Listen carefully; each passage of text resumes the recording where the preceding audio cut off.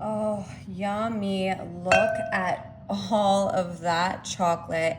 I am starting off by adding 2 cups of this delicious melted chocolate right here into my bowl. Now I have a can of pumpkin puree, and I'm not gonna throw the whole thing in. I'm adding 1.5 cups of pumpkin puree. So in the standard size can, there are two cups, so you wanna just leave a little bit left in there.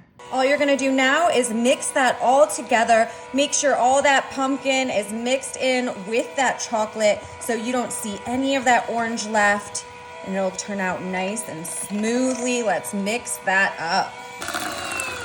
All right, this looks so good. You can tell how smoothed out that is, you guys. You're not really gonna taste that pumpkin flavor, but it will give you a great consistency.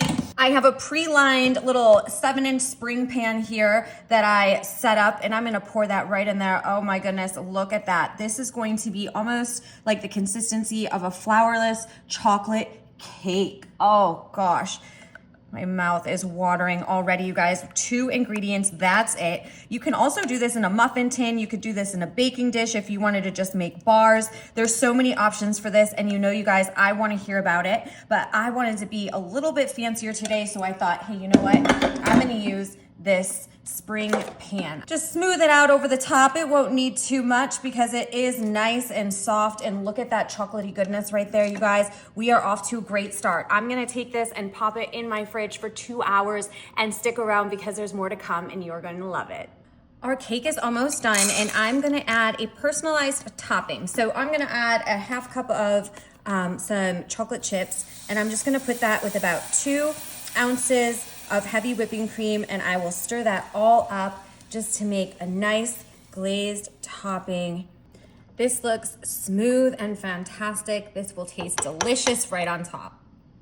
So far, this is looking amazing. I'm now gonna just take what I just made, and look at that. I'm gonna pour that all right on top.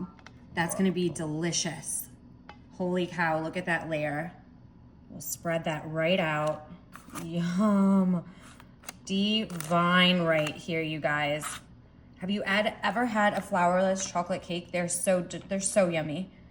They are so yummy. And now we're just adding to it. Ooh-wee. I'm gonna kick it up one more notch. And I have these strawberries that, oh my gosh, I've been eating them, and they're so juicy because the summer season just lets these fruit like strawberry just be absolutely amazing.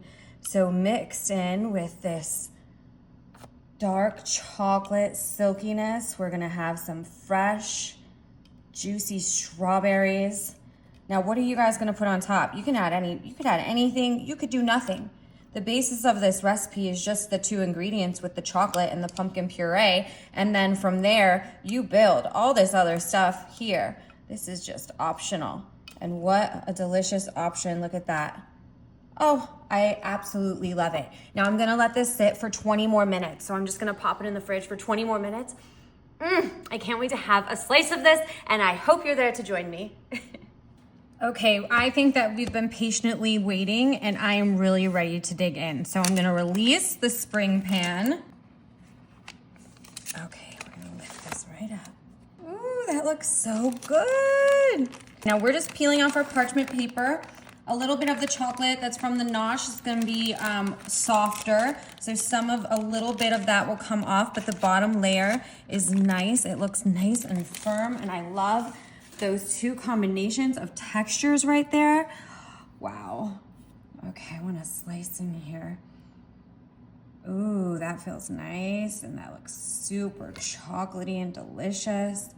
I'm gonna get a little strawberry right there. Oh yeah, let's scoop this right up.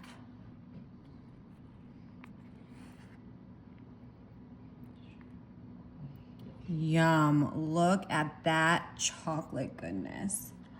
That looks so good. Oh my gosh, why am I whispering? Because it's just that tasty. Oh my gosh. So I have that soft layer on top, a little bit of that firmer layer in the bottom. Can you taste the pumpkin? You know what? No, I can't even taste the pumpkin. It really is like a flourish chocolate cake.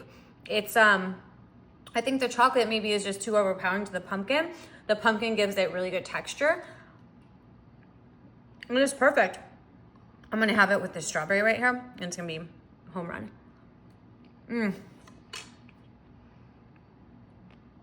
Love this, you guys.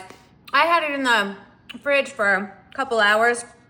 You could definitely set it overnight or a couple more hours. It would get more firm. I couldn't hardly wait though, so I wanted to dig right in and share this with you guys. I would say 10 out of 10. Obviously, I have like chocolate in my mouth probably, and I'm scarfing down this piece right here as we speak. So I give this 10 stars. I hope you guys love this. Are you gonna do anything different? I mean, we started with 2 ingredients. We add a little bit from the toppings, which is your choice, and tell me what you think. We'll see you guys later. Enjoy.